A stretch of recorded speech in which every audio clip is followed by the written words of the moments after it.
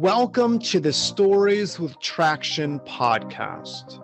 I'm your host, Matt Zaun. Thank you for joining us as we uncover how stories are one of the most important aspects of your business.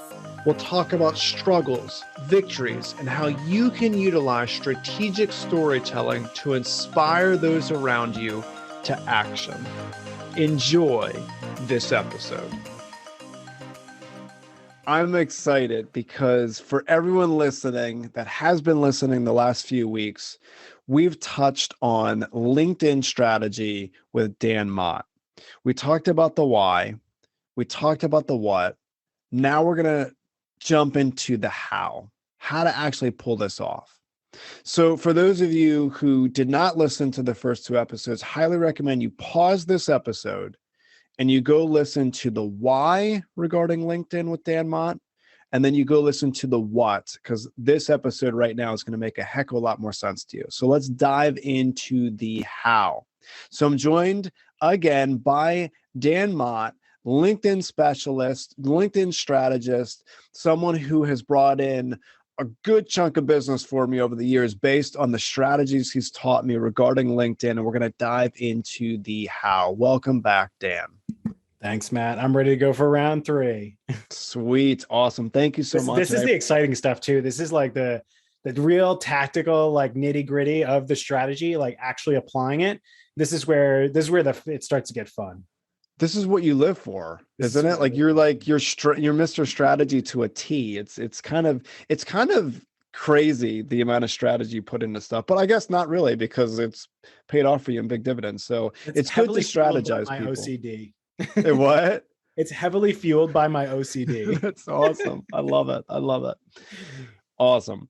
All right. So for everyone tracking with us, you've heard the other episodes. Again, highly recommend you pause this one and go check out the other two. But we are coming off of the what episode, where we dove into the importance of understanding your audience, profile, content, engagement, and your prospecting, how you're pulling all of that together. So now let's dive into the how. How does this even happen? So obviously we don't have visuals to give listeners, because a lot of people like to listen to these podcasts in their cars or at the gym. But you taught me something several months ago, Dan, that was really impactful, where you were talking about once you find your ICP, your ideal client persona, which highly recommend, and I challenge everyone listening to do that. Who is your target market? Who is your audience? Even if you think you know it, go sit down and do the homework, because there's always more to learn. It's crazy. Okay. Well, we could explore. Yeah, let's explore that in a moment for sure. I really appreciate you mentioning that. Once you do that, or once you think you have it, how are you building out that spreadsheet that you had talked about? Because you sharing that concept with me was amazing. Like literally now I have all of this stuff structured with who I'm going to target for different things regarding the future, prospects that I'm going to look to have as clients in the next year. So can you touch on that? So touch a little bit more about identifying the ICP, even if people think that they know it, what that means, what you meant by your comment, but also how can people structure this in a spreadsheet form? Yeah. So I think that, going into actually applying this, and we can maybe back it up in a second to kind of talk a little bit more through the steps, but really kind of at the end of the day, you need a repeatable system, because when you have a repeatable system, it produces predictable results. So if you know that, right, like working backwards from your goal, if whatever your sales goals are, whether that's revenue, that's number of clients signed, I mean, those are the ones that I care about the most. Maybe you have other goals, but whatever your goals are, right? Document them, know exactly what they are, because in order for you to achieve them, you have to know how you're progressing towards them, what's working for you, what's not working for you, what's holding you back. So that way you can get rid of the things that are not working and you can double down on the things that are working. And all of that comes from your ability to track metrics and succinctly view them in a dashboard. I literally created my own, because there's no one tool that does it all for me, at least that I've found personally for my business. But when you have a dashboard and you know exactly the health of your pipeline at any given time, the activities that you need to do to produce results and how they're contributing to actual time and dollars spent into dollars out, that's how you have full control over a predictable, repeatable system that will generate you revenue, right? Like I could go shut this business down right now and I can go start a business tomorrow, follow this exact system and start making money immediately. Like because I have that system in place that is driving revenue for me. I love what you said. Having a repeatable system leads to predictable results.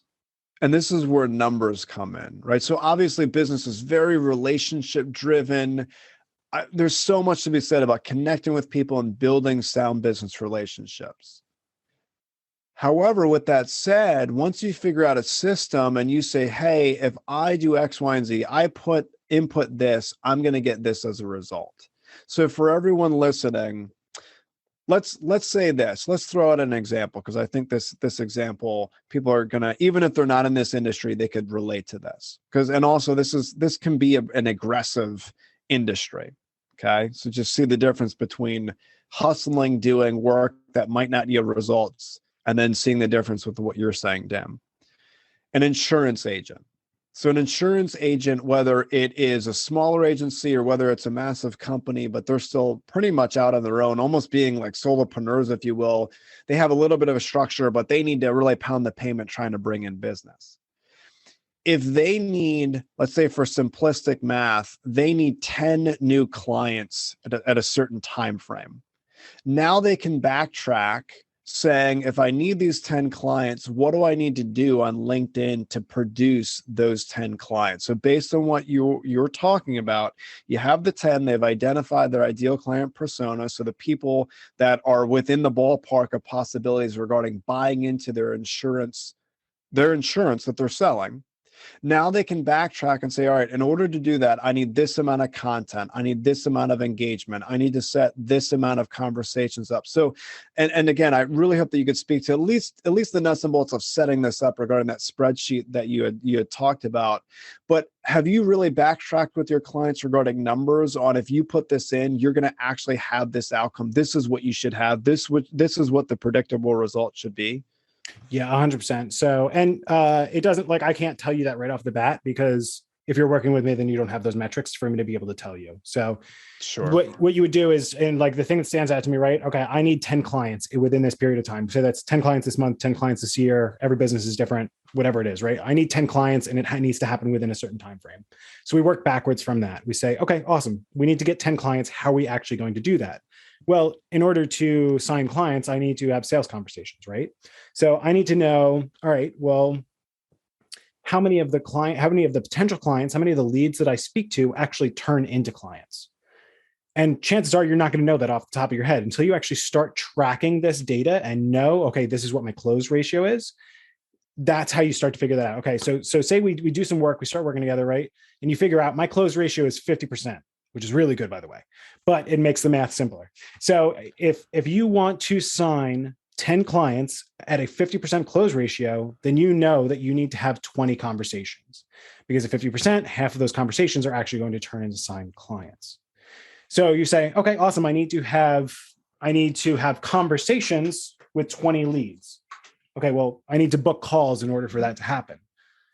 How many leads, how many DMs do I need? How many different people do I have to have conversations within the DMs of LinkedIn to actually book calls and know what your booking rate is? So say, again, if that's 50%, you're going to double that number again. So you're going to say, okay, well, I need 20 calls that are going to convert into 10 clients. I'm going to need 40 leads on LinkedIn in order to convert that. So you continue to work backwards and backwards, right? And you can continue to work up the chain from there. You can say, all right, well, in order to start that many conversations, I need to figure out where my conversations are actually. And this is where it starts to get more complicated, because you can say, all right, well, I'm getting 10% of my conversations started from comments right now, and I'm getting another 10% from profile views, and I'm getting another 10, right? So you start to really kind of get complicated here, but you need to know overall, okay, well, where are those conversations coming from? That is from me producing content, and that is from me engaging with my network. So you really need to kind of start there, right? You have an idea of how you're going to map out your conversion throughout your funnel, but you really just need to get started, because that's how you actually figure out what those numbers convert to and how you're actually going to find success. So you really need to kind of like work backwards and do the math at the same time that you're starting at the top of just creating and engaging. Just get out there, create, engage, start conversations. So when you do that, you kind of like, you're meeting in the middle, you're figuring out, okay, I'm producing content. I'm doing it 3 times a week. I'm doing it 5 times a week. I'm doing it 7 times a week. I'm doing it 14 times a week. Probably shouldn't go over that because that's a lot of content for LinkedIn. But you start to see how many views am I getting, right? How many views on my content am I getting I measure it on a weekly basis. So every Monday I go in and I start to track how many views did I get on my content over the past week. Because that's how I know that 1.15% of my content views turn into my profile views. When people actually go to my profile, that's when they're going to start a conversation with me. That is how I'm going to move them from a profile view or from a commenter or from a connection request to an actual conversation, qualifying that conversation into a lead. Now I have my 40 leads. Now I have my 20 calls, and now I have my 10 clients. So these structures, this system actually builds habits in people to lead them to that predictable result that you're talking about. Yes. So in the instance, the example of an insurance agent, they want to have 10 new clients, whenever it is, whether it's, we're just doing this for the sake of the example, a month, a quarter, a year, whatever it is. They're going to need to backtrack and say, I need to do this many discovery calls, but I need to do this many messages to lead to discovery calls. And then I need to do this amount of content to lead to engagement and the likes to start getting in people's DMs or direct messages in order to do this. So there's this whole domino effect, this whole system that people set up. And that's why it's so important to build this habit, because you're not going to see the turnaround from the start of that on that day. But once you build this, you're going to start to see regular, predictable results again and again and again based on work you're doing right now. So for instance, me personally, I took what you said, Dan, and I set up a spreadsheet.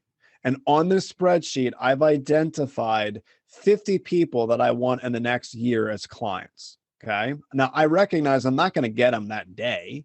But what I'm going to do is I'm going to engage with their content, engage with their content, engage with their content. And then I'm going to take it to a message. And then from there, based on the art of casual conversations that you had mentioned, I highly recommend people check out that episode that we did months ago. Just go check that one out with Dan as well. I'm going to talk to them in their messages, start that conversation, and see if it leads to a discovery call. And then from there, it's going to progressively lead to a client. And for me personally, I've recognized if I do a certain amount of content and a certain amount of messages in a given year, that the predictable result is this amount of workshops that I'm going to book. And I know it almost to a T. I could tell you right now the amount of workshops I'm going to have next year based on what Dan's talking about, based on the system that Dan recommends setting up. So I want people to recognize, listen to this, you can do this for any industry. You just have to backtrack and figure out, here's what you want. What do you need to do in order to have that happen? So what are some things that people need to be cognizant of, Dan, while they're setting this system up regarding, talk to us a little bit about the mechanics and the details that need to go into building this system out. Yeah. So, I mean, the first part is actually, right, like we're kind of multitasking here. We're kind of trying to figure out the math, and we're trying to figure out our calculations and our conversions. At the same time, we're actually have to physically put pen to paper. We have to do the work that actually generates results. That's taking action. So that's at the very start. It's going to be creating content and engaging with your network. You need to do that because without it, nothing else is going to happen. From there, you need to start to figure out, okay, well, how do I okay, I'm creating content, I'm engaging. How do I actually start conversations from there? How do I, like we talked about in the last episode, how do I identify those soft hand raises? And how do I figure out, like, okay, this person engaged in my content, this person viewed my profile, this person took this action, whatever it might be. I serve that as my sign to now go qualify them, go check out their profile, and then message them. I've now soft qualified them in terms of their demographics. I know what their title is. I know their geography. I know their et cetera, et cetera. I know that they're a good fit for me, but there's the intangibles that I still need to qualify out, that comes in conversation. So once I know that someone's actually a qualified lead by asking the right questions, by knowing that there is actually, and for me, it's either a need, a challenge, or an interest. So when someone says like, hey, I'm really interested in your services, or I really want to know more about what you do, that to me is interest, right? When someone says, Well, I really need more leads, or I need to produce content that gets me more results, or I need this, or I need that, right? And they don't have to specifically say the word need, but to me, I can identify that as a need. That to me is a soft indicator of how I might be able to help them. But the most impactful thing that someone can do is admit a challenge to me. Because when they admit a challenge to me, they're admitting a challenge to themselves. Hey, I really need help finding clients. My business is struggling. I need more. I need to generate more revenue, or I might go out of business. Right? Like when you admit to me that you have a challenge, you're admitting it to yourself, and you're much more likely to see value in my services, in me actually being able to help you achieve and overcome your challenges. So to me, when someone admits that they have a need, an interest, a need, or a challenge, that to me has been my qualification is complete. I could probably start tracking leads earlier than this, but this is what it's all about finding balance, right? Like I don't want to put in too much work and have to track all these metrics. I'm going to wait until someone actually admits an interest, need, or challenge to me, and then I'm going to start to track them. I put them into, and I just simply use a Google Sheet that I've built. I'm going to record their name. I'm going to record the date that I've identified them. And I'm also going to identify the source that they came from. So this is where I start to break down, okay, well, they commented on my post and then I reached out to them, right? So I'm going to put the source as comment. Maybe they came from a referral. Maybe they came from like Matt. If I go and engage on your post and I start a conversation with someone else who's engaging on your post, I refer that to that as a tribe post. You're someone who's in my tribe. You're someone who has a similar audience to me and someone that I can, that like we share networks and we share, like there's a lot that we can collaborate there on. So when I like that to me is a tribe post, or someone views a profile, right? So I'm tracking all of this, and I like here I have 1, 2, 3, 4, 5, 6, 7, 8. So comment, profile view, tribe post, message, connection request, collaboration, referral, or email. Those are my lead sources. Those are really the like there's other places that they come, but those are the bulk 8 of where my leads come from the activities that I do. So when I identify a lead, because they have admitted to me that they have an interest, a challenge, or a need, I'm now going to track them I'm going to add them to my lead list. So now I know the date that I identified them as a lead. I know what their name is. I know the source, and maybe there's details, right? Because if it's a tribe post, like I want to know that specifically Matt, it came from you. So then that way I can go back and, right, like I'm setting myself up now to go back in the future to go look at all the right, like where are my lead sources, where are my best results coming from, all this stuff. We want to know that we want to save this stuff for later. So it's important to set ourselves up for success now. So track all the information. So great. I've identified them as a lead, and I'm just going to continue to have a conversation with them. Maybe they don't respond to me and they go cold. So tomorrow, 3 days from now, I go back into my tracker and I can actually sort through these to see who's still an active lead versus a dead lead. And they can either go cold by, hey, the timing's not right for me, or they're non-responsive. They admit that they're not interested, or I just think that they're not, I disqualify them. And I maybe thought they were qualified, but then realized that they're not later on. So I'm either that, or they actually book a call with me, right? Like they're no longer an active lead because I've either moved them to a yes or a no. If they're in the kind of like the maybe, I'm still actively tracking them, and I'm going to continue to follow up with them until I get either a yes or a no from them, whether that be definitively or passively. So now I know exactly who my active pipeline is, who I can actually follow up with, who I have active conversations with, that I can attempt to book calls with. Or maybe that they're not, like I have a really good example, right? Like I tried to book a call with someone the other day and they didn't respond to me. So what I did was I sent them a follow-up message, and instead of trying to book a call with them, because I can see that they read my message, I see that they took no action against it. So what I did was I offered up a secondary call to action. I offered them my free guide right? Because that's a lot easier than hopping on a call with me. And he immediately responded to that message to tell me like, hey, yeah. And I literally wrote down what he wrote. I'm still in that honing stage where I'm figuring out where I want to focus and on who. So he still doesn't know his ICP, right? Like that now informs me like he's not ready right now. I can still help him, but he's probably not going to make a decision because he doesn't feel he's not ready, which is cool. I'm going to give him the resources that he needs today, and I'm going to help him today. I gave him some great tips as well. Like, here's what I would do if I were you. So now he's got a set of action items.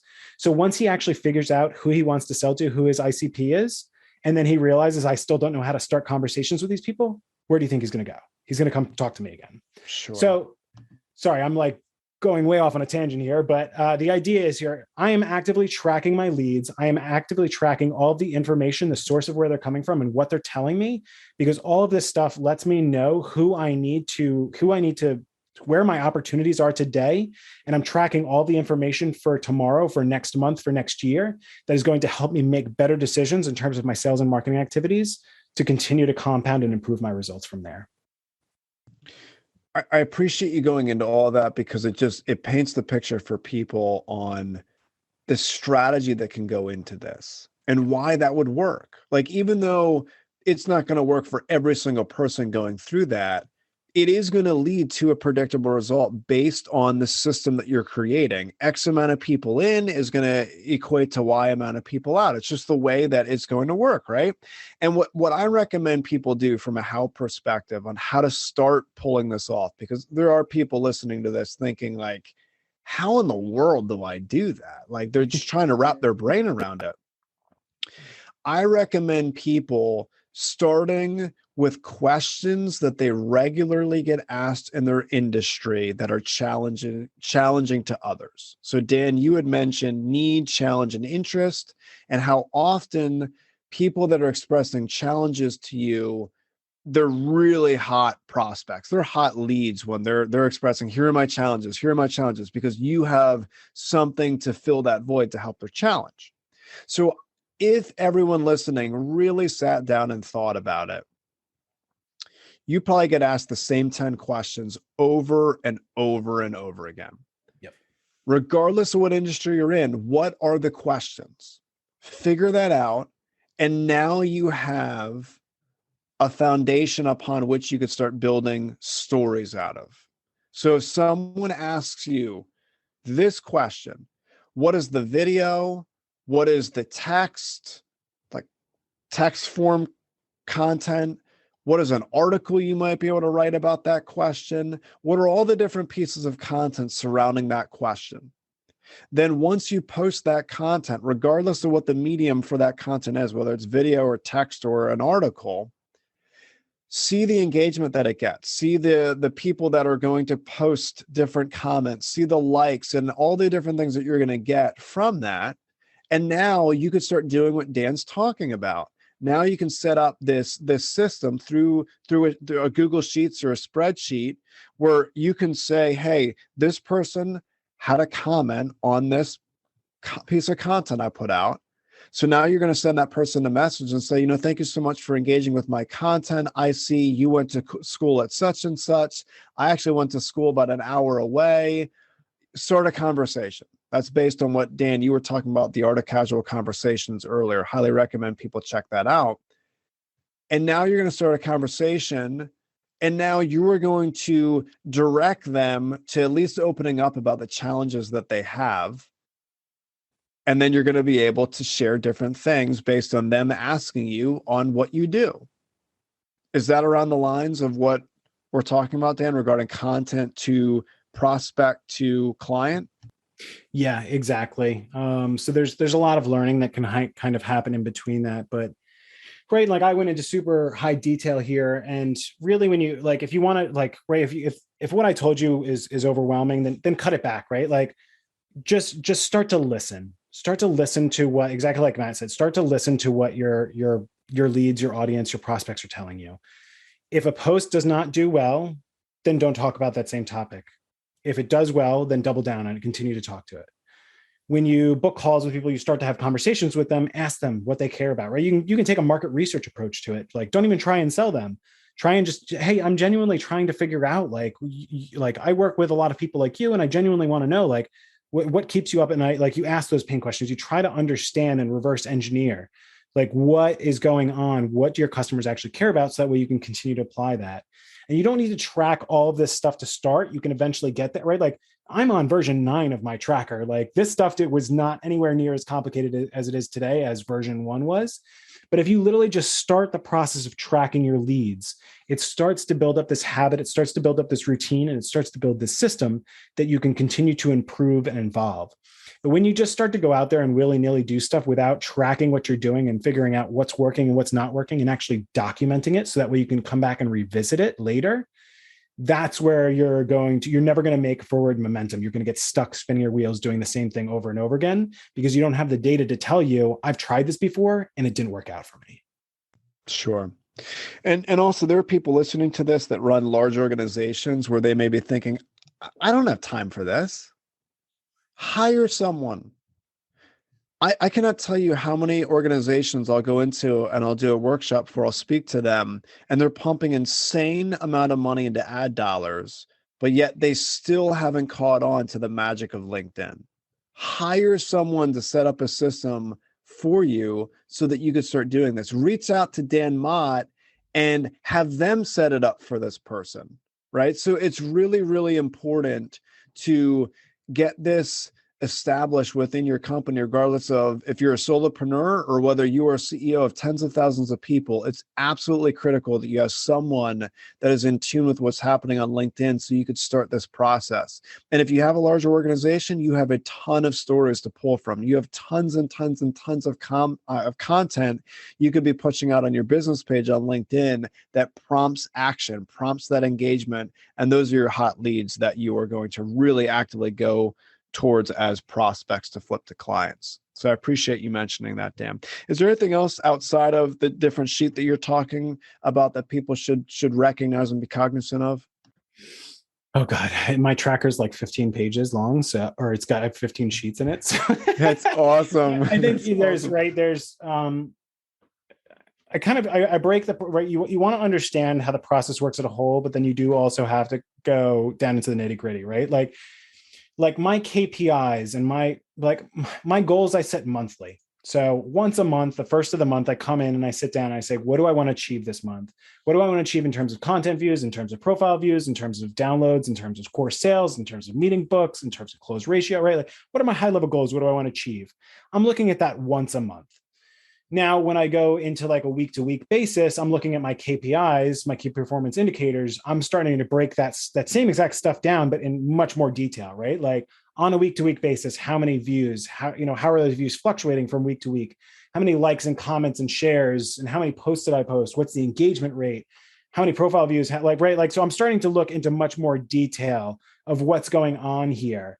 And then when I get into the day-to-day, the day-to-day is much less about metrics and much more about actual interaction.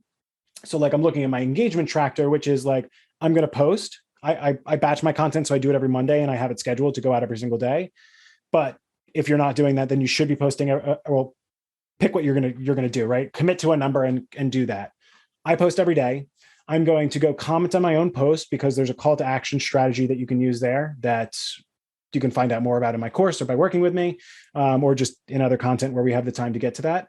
So I'm going to comment on my own post. I'm going to reply to my open DMs because that is, I'm working from the goal backwards, right? So people in my DMs are the closest to converting to leads and calls booked. So I want to start there. So I'm going to engage in my DMs and I'm going to try and convert people into calls from there. Once I've gotten through all of my open available messages and I have no more leads to actually physically engage with today, right now, I'm going to go back to do all the activities that then generate more leads for me. So that's replying to comments on my last 3 posts, that's accepting and messaging my connection requests, that's messaging my profile views, and that's going in and engage with my tribe. So right, like I break it down by my monthly activities, which are super high level goals, my weekly activities, which are detailed goals and tracking those metrics, and my daily activities, which are much more action based. It's the physical. I'm going to do this. I'm going to do that. The things that my metrics in my monthly and daily reporting tell me get results.